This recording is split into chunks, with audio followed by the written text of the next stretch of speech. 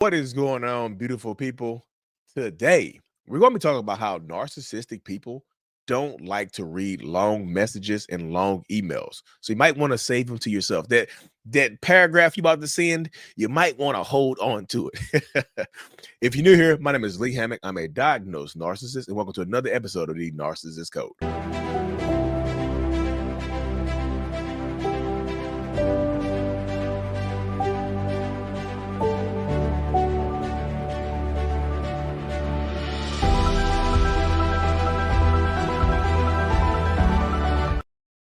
Woo, boom. Welcome back, y'all. Welcome back.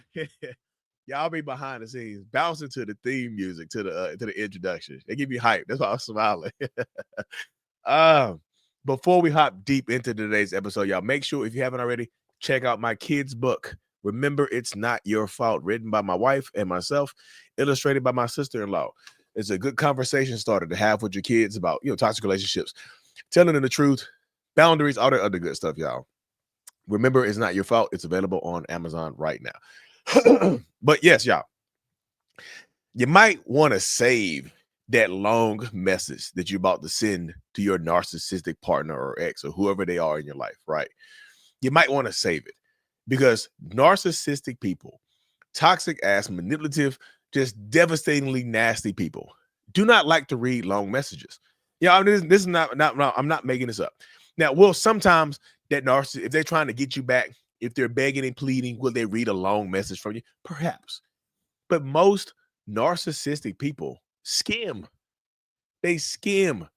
They skim for what they skim for their names. They skim for whatever they're looking for, and they only respond to a little bit in piece of whatever you decide to send to them. Yo, let's keep it hot. I read a look. Matter of fact, I'm gonna break this down on my other channel. Shout out to I ain't gonna say her name, but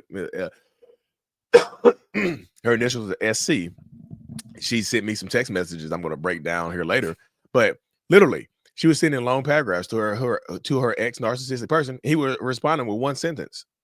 They don't read the whole thing. They read what's important to them. And what's important to them is that you're sending the message in the first place. They don't care if it's a long message talking crap or whatever.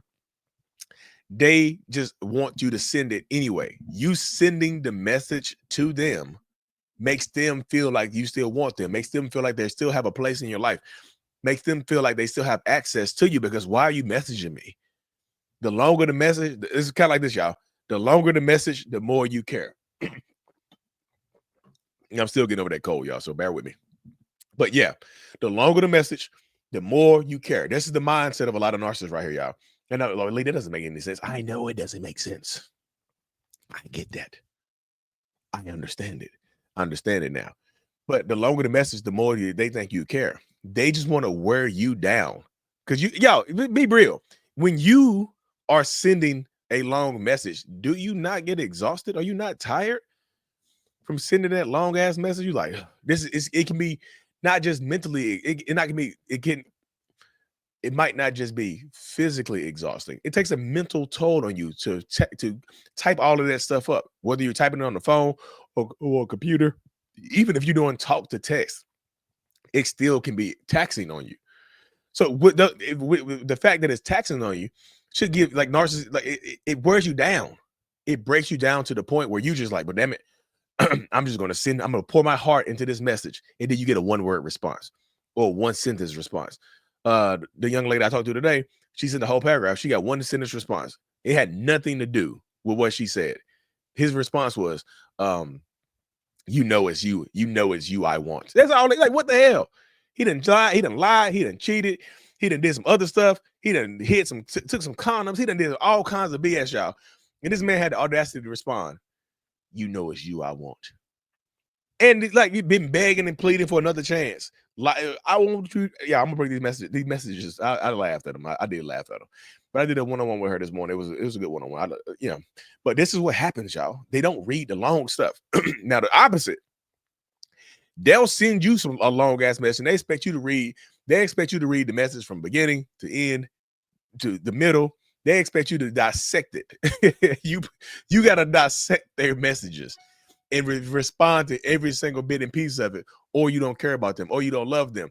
But they don't care to read your stuff, y'all, because it's all about them. It really is. It's all about them. When you get down to the nitty gritty, the bottom, the basement level of it, you see that it's really truly all about them. Narcissistic people typically only care about themselves in these spaces, y'all. And that's not me trying to just be delusional. This is really how it goes. They don't want to read that long ass email. They don't want to read that long ass message. Now, again, if they're trying to get you back, if you have broken up with them, if you left the relationship with them, then guess what? They might every once in a while try to get back in a relationship with you, right? They might every once in a while try to bounce. Like they might read the entirety of the message in order to try to get you back. And they might try to pretend to be loving, caring, kind, compassionate to try to get you back with them. If you've left them, if you went no contact with them, yes, they might read a long message then. But when you're pouring out when you are with them, when you're in a relationship with them, when you're trying to make it work with them, when you're pouring out your feelings in a text message, when you just want to be heard, when you want your feelings to matter, when you typing up that long ass email, when you voice to texting, when you're typing up that long ass text message, you pouring every ounce of heart, every ounce of feeling, every ounce of emotion into it, and then you hit that send button. And then look, it took you 20 minutes to write this message, to send this email, right? It takes them 1 minute to respond. Okay, got it. Thanks. You know it's you I want. Like, you put your heart and soul into it. You know they didn't read the whole thing. Because it's kind of like this right here. Imagine sending your friend, right? You send your friend a TikTok or a TikTok or a a TikTok or a Instagram reel or Facebook reel or YouTube video that you think is hilarious or that you think is interesting, right? It's a 4-minute video. You send it right at 1 p.m. They respond, laugh out loud, or haha. Oh my goodness. At 1:02 p.m. You know they didn't watch the whole thing. You know they didn't listen to the whole thing. Same mindset applies. Narcissistic people don't care. That again, on the other side of things, if they were to send it to you, they expect you to watch or read the whole thing. It's not fair. It's not equal. There is no equality in abusive relationships, y'all. Let's put it out there like that. There is no equality. There is no reciprocity. You don't get that in abusive, narcissistic, toxic ass relationship. You just do not. So I'm just making this video. I'm not like saying sometimes like, yeah, well, Lee, I just have to send this message. I just have to get it off my chest. I just have to let them know. You don't have to let them know. You don't have to do that. You have to drink water. You have to eat food to survive, right? You have to breathe air. Those are things you have to do. You want to send this message. You feel like you have to, but you just want to send this message. If you have to send this message, type it up, send it to somebody else. Send it to yourself. Tweet and delete it. Put it in your notepad app. Send it to your best friend and tell your best friend to delete it. Send it to me. Email it to me. This is what I tell people in my support group, the mental healers. I tell people, I was like, hey, look, if you feel like you have you got the itch to send a message, send it to me instead. You can email it to me. Just get it off your chest. You want to send it to a narcissist, send it to one that's trying to help you. You know what I mean? You want to send it to a narcissist anyway, you might as well send it to one that's trying to help you. That's one of the benefits we get in my support group. Like, you can, if you need help staying no contact, I'm gonna help you stay no contact. Send me that email, send me that message you want to send to them, because you know they're not going to read it. You know what I'm saying? You just have to get it off your chest. I know that's what a lot of people, you want to know that you matter, right? You want to know that you matter. What if you matter to them, but not as much as they matter to themselves? You know what I'm saying? You'll never matter more to them than they do to themselves. You just can't. You see what I'm saying? You will never get out of a toxic relationship what you put into it. And that's just the truth of the matter. You won't get out of it what you put into it. If you put it, it's kind of like putting in $100 and getting back 25. How many times are you willing to do that with your own money? Yeah, you don't know how much you make. I don't know how much you make an hour. I don't know where you work. I don't know what your career path is. But I don't care how much money I make. I'm just like, if I keep giving you $100 and I'm only getting 25 back with nothing else, you just here, keep the change. Are you telling them to keep the change? You see what I'm saying? Hell no. So before you send that long message, this is something you need to think about, y'all, because I'm just telling you, they don't care, y'all. I'm not saying the narcissist never cared about you, right? I'm not saying that, because like that'd be disingenuous of me and my platform. I'm not saying that they never cared about you, but they've always cared about themselves more. They always will care about themselves more. That's just the way it's going to go. They're not going to treat you better than they treat themselves. What sense does that make? You see what I'm saying? What sense does it make that I treat you better than I treat myself, that I'm giving to you more than I give to myself? What sense does that make at all? It doesn't make any sense. You know what I'm saying? Especially when you have the narcissistic personality type. Like, it doesn't make sense to give you more than I'm giving to myself. No. So before you haul off and send that long ass message, you know what I'm saying? That's why you trying to communicate with a narcissist. Keep it like tighten it up, y'all. Tighten it up. You gotta squeeze. You gotta squeeze it. You gotta squeeze it down low. You gotta squeeze it, because if you don't squeeze it, then the stuff will keep happening. You know what I'm saying? Just straight to the point. If you have to message them, it's about co-parenting. It's about some money. If y'all are still together, straight to the point. Don't send no long ass paragraph. They're not going to read it. Sometimes sometimes they'll tell you straight up, I'm not reading all of that. They'll tell you straight up, they're not reading all of it. Then what you gonna do then? They'll dismiss your feelings. They'll invalidate you right like that. They'll tell you straight up they're not going to read it. Like for me, as a diagnosed narcissist, even to this day, if somebody sends me a long paragraph or a long comment, I'll read the first sentence and the last sentence to gauge the tone of it before I decide to read anything else.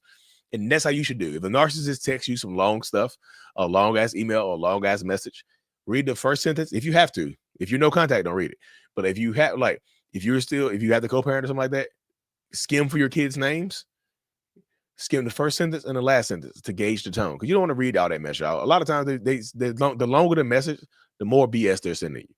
You know what I'm saying? They're trying to fill up the message. They're trying to fill up the meat and bones of the message with a lot of crap. You know what I mean? With a lot of crap, with a lot of BS. And that's where they go with it, y'all. That's literally it right there. They just want to keep you on this path, to keep doing the same thing over and over again. Because again, y'all, they think the longer your message is, the more that you care. So that's why they send you long messages sometimes. That's why, but again, they'll be dismissive of yours and try to make you feel like you need to be all in for their messages and things like that, y'all. But anyway, y'all, thank you for tuning into another episode, y'all. If you haven't already, hit that subscribe button, y'all. Please. I'm launching my new podcast at the beginning of the year. It's called the Mental Illness Podcast. It's gonna be available everywhere. I'm talking about all things mental health, not just narcissism, y'all. If y'all want to be on the show, you find my email at mentalillness.net and all the other good stuff, y'all. Make sure you subscribe. And as always, mental illness is up.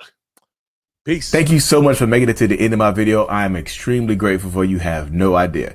If you haven't already, make sure you go ahead and subscribe to the channel. Helps reach more people. And click on the screen to watch another video or to browse through another playlist. There's also a link on the screen to check out my courses and my support groups to help you heal and understand what you've been through. Thank you so much again. I will see you in the next video.